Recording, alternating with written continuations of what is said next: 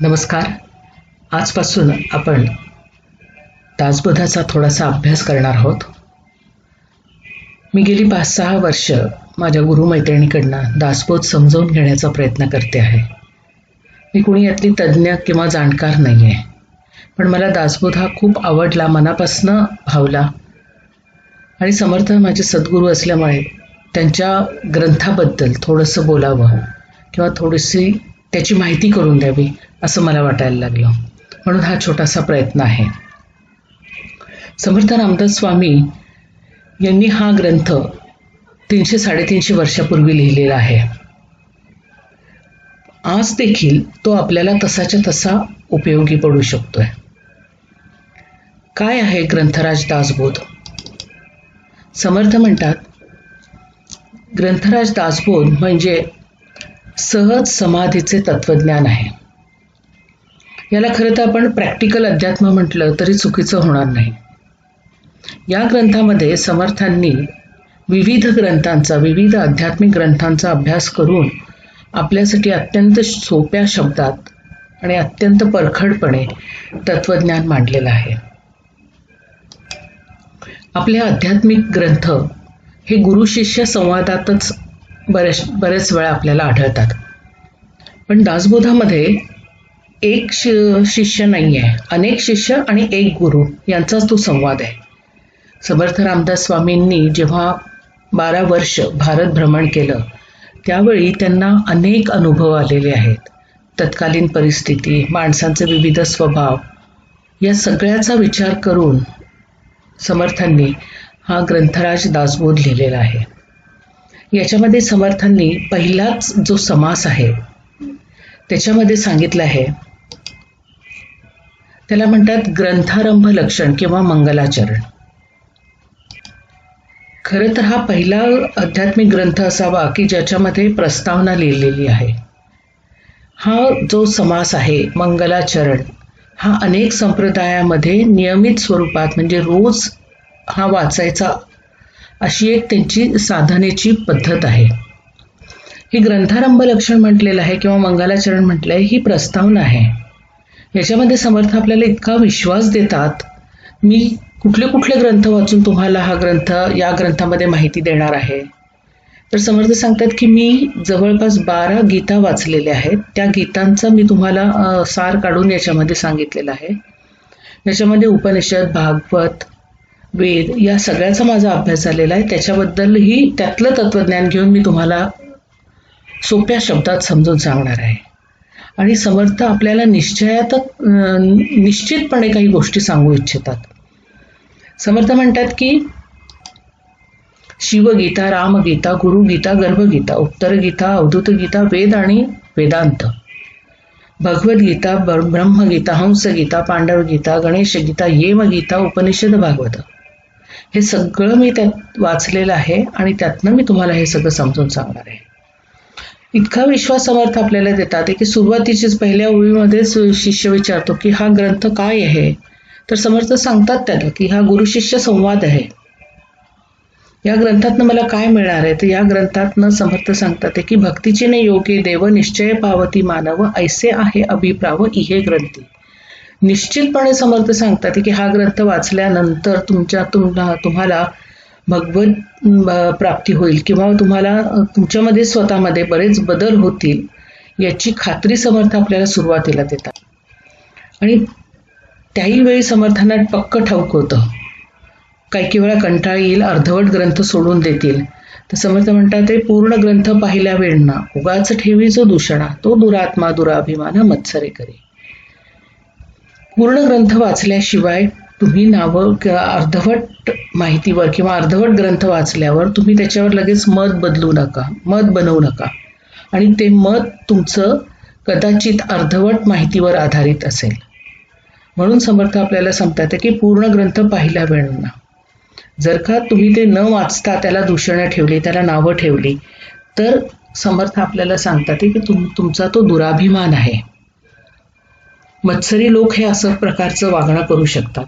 आणि हे नुसतं ग्रंथाबाबतीत नाही तर समर्थ आपल्याला सगळ्याच बाबतीत सांगतात कारण समर्थांचं अध्यात्म हे अत्यंत प्रॅक्टिकल आहे. आपल्या रोजच्या आयुष्याला उपयोगी पडणारं असं यांचं अध्यात्म आहे. समर्थ म्हणतात की श्रवण केलियाचे फळ, क्रिया पालटे तत्काळ, तुटे संशयाचे मूळ एक सार. म्हणजे हा ग्रंथ, श्रवण म्हणजे काय, तर श्रवण म्हणजे वाचन, श्रवण म्हणजे ऐकणे, श्रवण म्हणजे मनन करणे, श्रवण म्हणजेच समर्थ सांगतात की हे जे काही मी ग्रंथामध्ये लिहिलेलं आहे त्याचा जर का तुम्ही अभ्यास करता तो श्रवण करणं म्हणजेच तो ग्रंथाचा अभ्यास करणं आहे. श्रवण केलियाचे फळ, क्रिया पालटे तत्काळ, म्हणजे तुम्हाला याचं फळ किती पटकन मिळणार आहे की तत्काळ, चुटकीसरशी. उधारीच्या गप्पा समर्थ मारतच नाही, पण ते श्रवण कसं असायला हवं, मनापासून असायला हवं. त्या ग्रंथाचा अभ्यास हा अत्यंत मनापासून केलेला असला पाहिजे, तरच ते श्रवण मनापासून असेल तरच आपल्याला त्याचं फळ मिळणार आहे असा विश्वास समर्थ आपल्याला देतात. या पूर्ण मंगलाचरणामध्ये समर्थ आपल्याला ग्रंथाची ओळख करून देतात. त्याच्यात मी काय काय सांगणार आहे. नुसतं प्रॅक्टिकल अध्यात्म नाही, नुसतं जगावं कसं हे सांगितलेलं नाही समर्थांनी, तर त्याचबरोबर तत्वज्ञान देखील आपल्याला समजावून सांगितलंय. माया ब्रह्म याची देखील पूर्ण माहिती आपल्याला दासबोधामध्ये मिळणार आहे. पुढच्या समासामध्ये समर्थ म्हणतात की आपण कुठलंही कार्य करण्याच्या आधी गणेश वंदना करतो किंवा गणपतीला स्तवन करतो, गणपतीला नमस्कार करतो. इथे देखील समर्थांनी तेच केलंय. 30 ओव्यांमध्ये समर्थांनी गणेश स्तवन केलेलं आहे. हा इतका सुंदर आणि इतका चांगला समास आहे की आपण गणपतीच्या दिवसांमध्ये जर का या समासाचे नियमित वाचन केलं तर मला नाही वाटत की आपल्याला वेगळा काही अभ्यास करायची किंवा गणपतीची आराधना करायची गरज आहे. इतक्या सुंदर या ओव्या आहेत. समर्थ म्हणतात की ओम नमोजी गणनायका, सर्व सिद्धी फलदायका, अज्ञान भ्रांतिछेदका बोधरूप. ऐसा समर्थ पूर्ण करी मनोरथ, सप्रचित भजन स्वार्थ, कल्लो चंडी विनायको. म्हणजे या कलयुगामध्ये आपण 2 देवांची प्रार्थना करायची असते असा एक श्लोक आहे. एक म्हणजे लक्ष्मी म्हणजे देवी सरस्वती किंवा चंडिका, तिचं पूजन करायचं असतं, आणि दुसरं म्हणजे गणेशाचं पूजन करायचं आहे. तरच आपल्याला या कलयुगामध्ये काही भगवत प्राप्ती किंवा ऐच्छिक फळ प्राप्त होऊ शकेल असा एक श्लोक आहे. त्याचा आधार घेऊन समर्थ आपल्याला समजून सांगतात की सुरुवातीलाच गणेश वंदना किंवा गणपतीला स्तवन करणं, गणपतीला नमन करणं हे गरजेचं आहे. गणपतीला स्तवन करताना गणपतीचं वर्णन त्यांनी अत्यंत सुंदर केलेलं आहे. गणपतीच्या विविध अवयवांचं वर्णन, त्याच्या कानाचं, सोंडेचं, या सगळ्याचं वर्णन समर्थांनी इतकं देखणं आणि इतकं सुंदर केलेलं आहे की ते वाचताना आपल्याला अगदी आपल्या आवडत्या गणपतीचं चित्र समोर उभं राहतं. समर्थ म्हणतात की गणपतीला स्तवन झाल्यानंतर पुढच्या याच्यामध्ये ते शारदेला स्तवन करतात. शारदेला स्तवन का केलं असावं समर्थाने? आता खरं तर ही विद्येची देवता, म्हणजे आता ग्रंथ लिहायचा आहे म्हणून गणेशाला नवस्तवन केलंय, तो विद्येची देवता आहे म्हणून ठीक आहे असं वाटू शकतं. पण मग लगेच परत शारदेला का स्तवन केलंय किंवा शारदेला का नमस्कार केलाय समर्थाने? तर दोन्हीही विद्येचीच देवता आहेत, पण मग त्याच्यामध्ये गणेश आणि शारदा याच्यामध्ये फरक काय आहे? तर एक शिव आहे, दुसरी शक्ती आहे. गणेश आणि शारदा हे वेगवेगळं आपल्याला करताच येणार नाहीये.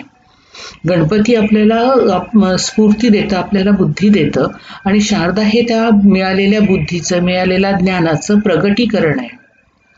अभिव्यक्त होण्याचं सामर्थ्य ही शारदा देत असते. आपल्याकडे खूप ज्ञान आहे पण आपल्याला बोलता येत नसेल तर काय उपयोग आहे त्या ज्ञानाचा? ते आपल्याला कोणाला तरी सांगता आलं पाहिजे किंवा त्या ज्ञानाचा काहीतरी उपयोग करता आला पाहिजे. तो उपयोग करणं म्हणजे अभिव्यक्त होणे, हे काम शारदेचं आहे. म्हणून समर्थ शारदेला नमन करतात आणि म्हणतात की जी महंताची शांती, ईश्वराची निजशक्ती, जी ज्ञानी याची विरक्ती, नैराश्य शोभा. समर्थ म्हणतात की ही जी शारदा आहे, या शारदेचं जे स्थान आहे ते आपल्या परावाणीमध्ये असतं. परावाणीमध्ये आपल्याला एखादी गोष्ट स्फुरली तर तिचं अभिव्यक्त होण्यासाठी तिचा प्रवास सुरू व्हायला लागतो आणि मग ती वैखरीमधनं बाहेर पडते किंवा ज्या ज्या पद्धतीने ती व्यक्त व्हायला हवी त्या त्या पद्धतीने ती होते. जोपर्यंत शारदेचा वरदहस्त आपल्यावर नसतो तोपर्यंत आपल्याला अभिव्यक्त होता येत नाही. जे जे दृष्टीने देखिले, जे शब्द वोळिखिले, जे जे मनास भासले तितुके रूप जयाचे.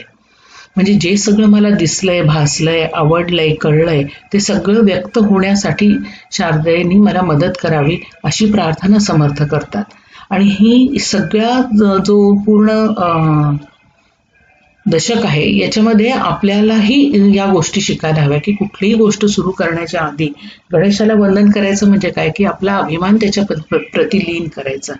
शारदेला नमन करायचं म्हणजे काय की बाबा हे सगळं तू जे करतेस हे तू करणारी आहेस, तुझ्या आशीर्वादामुळे हे सगळ्या गोष्टी होणार आहेत. पुढे समर्थ आपल्याला सांगतात की सद्गुरु स्तवन या सगळ्यांच्या प्रती आपली लीनता, आपला नम्रपणाने आपण यांना नमस्कार करायला हवा. सद्गुरूंचं स्तवन करताना समर्थ सांगतात की सद्गुरू शिवाय अध्यात्मामध्ये आपली प्रगती होऊ शकत नाही. मग ते सद्गुरू सदेह रूपात असतील किंवा ग्रंथ रूपात असतील किंवा परात्पर गुरु असतील.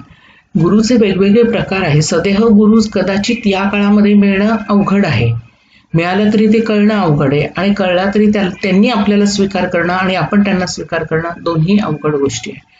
म्हणून ग्रंथराज दासबोध किंवा ज्ञानेश्वरी, गीता हे आमचे गुरु होऊ शकतात.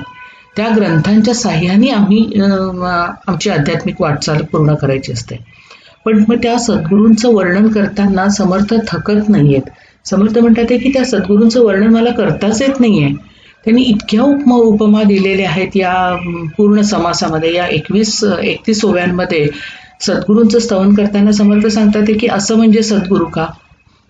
परी सापडासे ऐसा करीना, सुवर्ण लोहे पालटेना, उपदेश करी बहुत जना, अंकित सद्गुरूचा. म्हणजे समर्थ म्हणतात की हे म्हणजे सद्गुरू का? तर नाही. ते म्हणजे सद्गुरू का? तर नाही. चंद्राची उपमा देता येईल का सद्गुरूला? तर नाही, कारण चंद्रावर डाग आहे, पण सद्गुरूवर तसं काहीच नसतं. हे सगळं समजून सांगताना समर्थ म्हणतात की सुवर्ण जसा परीस असतो, तो परीस हा लोखंडाला सुवर्ण करतो, पण परीस हा नवीन परीस निर्माण करत नाही. पण सद्गुरू कसं आहे की सद्गुरू माझा हा सद्गुरू निर्माण करतात.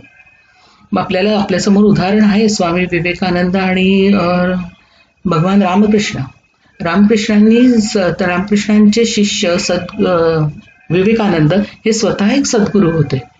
म्हणजे सद्गुरू हा सद्गुरू निर्माण करणारी ताकद सद्गुरूमध्ये आहे. त्यामुळे त्याला कुठलीच उपमा मला देता येणार नाही. शिष्यास गुरुत्व प्राप्त होय, सुवर्ण सुवर्ण करिता न ये, म्हणून ही उपमा नसा आहे सद्गुरूसी परिसाची उपमा मला सद्गुरूला देताच येणार नाही.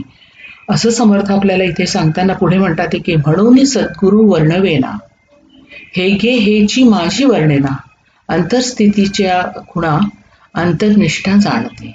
म्हणजे सद्गुरू कसा आहे की तो या हृदयचे त्या हृदयी, तो माझ्या हृदयात आहे आणि तो मला काय वाटतो हे मला शब्दात सांगताच येणार नाही.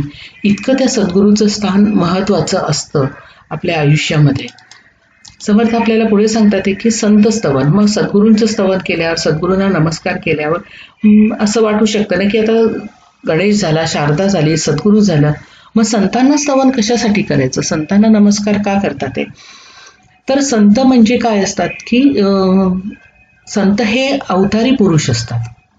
अवतारी पुरुष असतात, पण ते जसं राम कृष्ण हे भगवंताचे अवतार होते, पण त्यांचा अवतार हा परित्राणाय साधूनां विनाशाय दुष्कृतां धर्मसंस्थापनार्थाय संभवामी युगे युगे. म्हणजे वाईट करणाऱ्या माणसांचा, दुष्टांचा नाश करण्यासाठी भगवान कृष्ण राम यांचे अवतार झालेले आहेत. पण संतांचे अवतार किंवा संतांचा जन्म हा कशासाठी असतो? हा समाजात परिवर्तन घडवून आणण्यासाठी संतांचा जन्म झालेला असतो. संतांनी कुठल्याही संतांनी कुठल्याही दुष्कृत्य करणाऱ्या माणसाला मारलंय असं उदाहरण आपल्याला बघायला मिळणार नाही. ज्ञानेश्वरांना इतका त्रास दिला, पण ज्ञानेश्वरांनी कोणाचा वध केलेला नाहीये. तुकाराम महाराजांना त्रास झाला, त्यांनी कोणाचा वध केलेला नाहीये. समर्थ रामदास स्वामींचा छळ झाला, पण त्यांनी कोणाचा वध केलेला नाहीये. पण हे ह्या संतांचं जे काम असतं ते असते समाजामध्ये प्रबोधन करण्याचं, समाजाला जागृत करण्याचं, समाजामध्ये परिवर्तन घडवून आणण्यासाठी. म्हणूनच ज्ञानेश्वर माऊलींनी पसायदानामध्ये म्हटलंय बघा की जे खळांची व्यंकटी सांडो तया सत्कर्मी रती वाढो. खळ म्हणजे वाईट माणूस, त्यांची वाकडेपणा त्यांचं जे ते जाऊ दे, पण तो माणूस मग मला स्वीकारता येईल. समाजामधल्या वाईट माणसाचं वाईटपण गेल्यावर त्या माणसाला स्वीकारता आलं पाहिजे हे संतांनी शिकवतात आपल्याला. म्हणून संतांना नमन करतात समर्थ आणि म्हणतात की संत आनंदाचे स्थळ, संत सुखाची केवळ, नाना संतोषे मूळ, हे संत. संत विश्रांतीची विश्रांती, संत तृप्तीची निज तृप्ती, नांतरी भक्तीची फळश्रुती, ते हे संत. ऐसी संतांची महिमा, बोलीजे तितुके उणे उपमा, जयाचे निये मुख्य परमात्मा प्रकट होय. संतांचं वर्णन करतानाही समर्थ थकत नाही. 26 ओव्यांमध्ये अत्यंत सुंदर असं संतांचं वर्णन समर्थांनी केलेलं आहे, त्यांना नमस्कार केलेला आहे. कारण संत कृपा झाल्यावरच आपल्याला हा ग्रंथ लिहिता येईल अशी त्यांना खात्री होती. समर्थ म्हणतात की श्रोते स्तवन, पुढच्या याच्यामध्ये समर्थांनी श्रोत्यांना स्तवन केलंय. आता लक्षात येत नाही की श्रोत्यांना स्तवन का म्हणून समर्थांनी केलेलं असेल. मी हा ग्रंथ सांगणार आहे तर तुम्ही माझे समोर बसलेले श्रोते आहात, तुम्ही माझे शिष्यगण आहात, मी सांगतोय तुम्ही ऐका असं समर्थ म्हणू शकले असते, पण तसं करत नाहीये. समर्थ म्हणतात की जे काही आठवावे ते तयासपूर्वीच ठावे, तेथे काय अनुवादावे ज्ञातेपणे करून. समर्थ किती नम्रपणे आपल्याला सांगतात आहे. ही नम्रता शिकवण्यासाठी समर्थांनी आपल्याला श्रोतेजन स्तवन सांगितलेलं आहे. म्हणतात श्रोत्यांना कमी लेखून चालणार नाही. समर्थ त्यांना पूर्ण मान देतात आणि सांगतात की मी जे काही सांगणार आहे ते तुम्हाला आधीच सगळं माहीत आहे. मी खूप मोठा ज्ञानी आहे असा मी अभिनिवेश मुळीच आणणार नाही, पण मला जे वाटतं ते मी फक्त सांगायचा प्रयत्न करतोय. कसा करतोय? सदा सेविती दिव्याने, पालटा कारणे अविटांने, तैसी माझे वचने पराकृते. मग रोज आपण पंचपक्वानांचं जेवण जेवत असाल, पण एखाद दिवस माझ्यासारखं थोडंसं जेवणात चव बदल झाली तर आपल्याला आवडते. तसं माझं वचन आहे, तसं माझं सांगणं आहे असं समजून तुम्ही ऐका. किती नम्रता समर्थांच्या अंगी आहे बघा. समर्थांचं फक्त दासबोध, मनाचे श्लोक किंवा आत्माराम एवढंच साहित्य नाही आहे. प्रचंड साहित्य समर्थांनी लिहिलेलं आहे. अगदी 300च्या वर त्यांच्या उर्दू पदावल्या देखील उपलब्ध आहेत. म्हणजे आपल्या लक्षात येतं की इतकी नम्रता आपल्याला असायला हवी की जेव्हा मी श्रोत्यांसमोर उभी राहीन किंवा जेव्हा मी स्टेजवर किंवा कुठलेही व्यक्त होण्याचा प्रयत्न करेन, अगदी विद्यार्थ्यांना जरी मी शिकवत असेल माझ्या, तरी तिथे माझ्या नम्रता असायला हवी. कारण ते माझे श्रोते आहेत, ते माझे भगवंत आहेत असं समजून मी त्यांना सांगितलं पाहिजे. हे तो प्रचितीचे लक्षण, स्वभावेची करी मन, तैसे तुम्ही संत सज्जन, माय बापा विश्वासाचे. समर्थ श्रोत्यांना मायबाप ही उपमा देतात. म्हणजे बघा किती नम्रपणा समर्थांच्या अंगी आहे. समर्थ पुढे कवीला स्तवन करतात. आता हे सगळं झाल्यावर कवीला कशासाठी स्तवन करत असतील, तर जे काही मी सांगणार आहे किंवा मी जे काही लिहिणार आहे ते ओवीबद्ध होण्यासाठी, ते लिहिण्यासाठी कवींचा आशीर्वाद मला मिळायला असायला हवा. कवी मुमुक्षाचे अंजन, कवी साधकाचे साधन, कवी सिद्धीचे समाधान निश्चयात्मक. कवी म्हणजे मला म ठला ठ करणारा कवी इथे अपेक्षित नाहीये. इथे समर्थ संत म्हणतात. संतांचं सर्वच संत हे कवी होते, पण सर्वच कवी संत असतील असं सांगता येत नाही. पण समर्थ या कवींना स्तवन करतात, म्हणजे या संतांमधल्या जो कवी आहे त्याला नमन करतात. कारण त्यांनी जे सांगितलेलं आहे त्यातच मी थोडाफार बदल करून, किंवा असं म्हणतात की व्यासांनी जे सांगून ठेवलेलं आहे त्याच्या व्यतिरिक्त या जगामध्ये दुसरं काहीही नाहीये, पण त्यामध्येच काही थोडासा बदल करून मी सांगायचा प्रयत्न करतोय असं समर्थ सांगतात. ऐसे पूर्वी थोर थोर, जाले कवीश्वर अपार, आता आहेत पुढे होणार नमन त्यासी. मग अशा या सर्व संतांना मी नमन करतो आणि माझं पुढे सांगायला सुरुवात करतो असं समर्थ आपल्याला सांगतात. समर्थ म्हणतात की पुढचं त्यांचं वंदन आहे, त्या पुढची त्यांची स्तवन आहे ते सभास्तवन. आता श्रोते झाल्यानंतर परत सभास्तवन कशासाठी असावं? तर सभा आणि श्रोते याच्यामधला फरक असा आहे की सभा म्हणजे की कुठलीही सभा किंवा कुठलीही मीटिंग समर्थ म्हणत नाहीये. इथे आहे की आध्यात्मक निरूपण जिथे चालतं अशा ठिकाणचं, म्हणजे समर्थ आपल्याला इथे समजून सांगतात की कीर्तन, मनन, श्रवण इथे चाललेलं असतं, त्याबद्दल समर्थ आपल्याला सांगतात की आध्यात्मक निरूपण जिथे चाललेलं असतं त्याबद्दल. नाही वैकुंठीचा ठाव, नाही योगी याचा हृदय, माझे भक्त गाती ठाई, तेथे मी तिष्ठतू नारदा. भगवंतांनी नारदाला एकदा सांगितलं आहे की मी कुठे आहे, तर मी कुणाच्याही हृदयात नाही, कुठल्याही योग्याच्या हृदयात नाही, किंवा मी वैकुंठात देखील नाहीये, पण माझे भक्त जिथे माझं स्तुतिगान करत असतात, जिथे कीर्तन चालू असतं तिथे मी असतो. म्हणजे काय की जिथे भगवंताचं नामस्मरण चाललेलं असतं, भगवंताची स्तुती गायनाचा कार्यक्रम चाललेला असतो, तिथे भगवंत असतात. हे भगवंत नारदाला सांगतात, तेच आपल्याला आहे. समर्थ आपल्याला पुढे सांगतात की उत्तम गुणाची मंडळी, सत्वधारी सत्वगाळी, नित्य सुखाची न्हाळी तेथे वसे. आध्यात्मिक ग्रंथांचे निरूपण किंवा श्रवण जिथे चाललेलं असतं तिथे भगवंताचा वास असतो आणि तिथे सज्जन किंवा सत्वशील अशी मंडळी आलेली असते आणि त्यांच्या सहवासात राहण्याने आमच्यामध्ये फरक पडणार असतो. म्हणजे आपल्याला समर्थ सत्संगतीचं महत्त्व इथे पहिल्याच दशकापासून सांगायला सुरुवात करतात. समर्थ आपल्याला पुढे घेऊन जातात आणि म्हणतात की परमार्थ स्तवन. परमार्थ स्तवनामध्ये समर्थ सांगतात की परमार्थ का करायचा. आपल्याला असं वाटू शकतं की अध्यात्म किंवा भगवद्गीता, दासबोध, ज्ञानेश्वरी हे सगळे रिटायरमेंट नंतर वाचायचे ग्रंथ आहेत, त्याचा आत्ता काय विचार करायचा.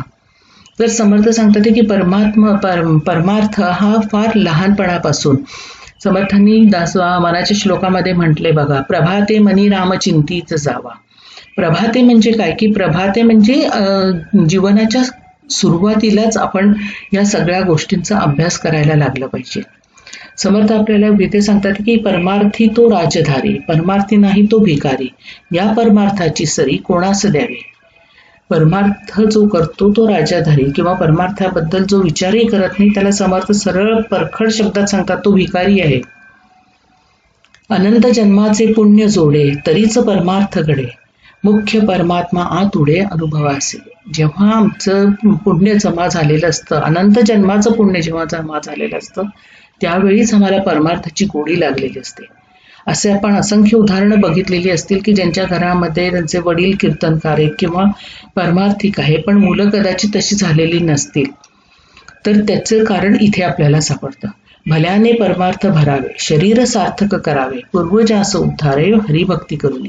समर्थ सांगतात की हा जो आपल्याला नरदेह मिळालेला आहे तो सार्थकी लावायचा म्हणजे काय की सदा सर्वदा योग तुझा घडावा, तुझे कारणी देह माझा जिजावा, असं समर्थ आपल्याला सांगतात की परमार्थ म्हणजे काय की भगवंताच्या कीर्तनामध्ये, भगवंताच्या अनुसंधानामध्ये सतत राहणे. पुढे समर्थ आपल्याला 10व्या समासाकडे घेऊन जातात आणि तिथे आपल्याला सांगतात की नरदेह स्तवन. या सर्व दशकांत 10वा जो समास असतो ना त्याच्यामध्ये एक वेगळं तत्वज्ञान समर्थ आपल्याला देतात. इथे आपल्याला नरदेह स्तवन हा 62 ओव्यांचा समास आहे.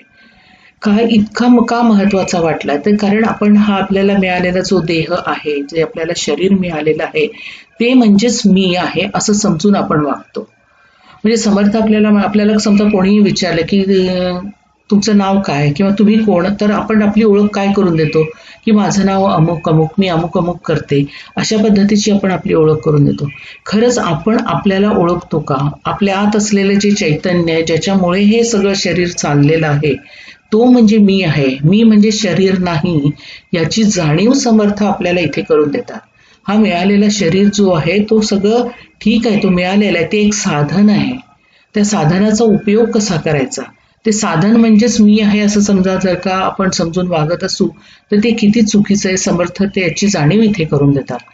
ऐसे शरीर बहुतांचे, मूर्ख म्हणती आमुचे, परंतु खाजे जीवांचे तत्पात्रे. म्हणजे समर्थांना इतकी सुंदर उपमा समर्थांनी या समासामध्ये दिलेली आहे. एक घर आहे आणि त्या घरामध्ये विविध प्राणी पण राहत असतात, म्हणजे उंदीर, डास, पाली, घुशी, ही कायमस्वरूपी असणारी मंडळी आहेत. याच्यासाठी त्यांना वेगळं काही ॲप्लिकेशन द्यायला लागत नाही. ते आपल्या घरात सहजपणे राहत असतात. पण मग जर का आपल्याला त्या प्राण्यांची भाषा कळायला लागली तर आपल्या लक्षात येईल की उंदीर म्हणत असतो हे माझंच घर आहे म्हणून. त्या कोपऱ्यात पडलेल्या डाळीचा डबा हा माझाच आहे. पाली पण म्हणत असतात ही भिंत माझी आहे. त्या ज्या भिंतीच्या प्लेनवर त्या फिरतात त्यांना वाटत असतं ते घर माझं आहे. डासांना वाटत असतं हे घर माझं आहे. प्रत्येकाला वाटत असतं हे घर माझं आहे. तसंच समर्थ आपल्याला आपल्या शरीराबद्दल सांगतात की तुम्ही हे जे शरीर माझं माझं म्हणून म्हणता आहात ते शरीर तुमचं नाहीच आहे. त्या शरीरामध्ये असंख्य प्रकारचे प्राणी आहेत. उदाहरणार्थ डास आहेत, उवा आहेत, जंत आहेत, जंत आहेत. हे सगळे प्राणी आपल्याला आपलं शरीर समजून वावरत असतात. तर समर्थ आपल्याला याची जाणीव करून देतात की जे शरीर तुम्ही माझं माझं म्हणतात ते शरीर म्हणजे तुम्ही नाही. देह परमार्थी लावावे तरीच त्याचं सार्थक झाले, नाही तरी व्यर्थची गेले नाना आघाते मृत्यूपंथे. समर्थ म्हणतात की हे जे मिळालेलं शरीर आहे हे एक साधन आहे. हे भगवंताच्या भक्तीमध्ये, भगवंताच्या स्तुती गायनामध्ये हे लावा, परमार्थ करा, तरच त्याचं सार्थक होईल.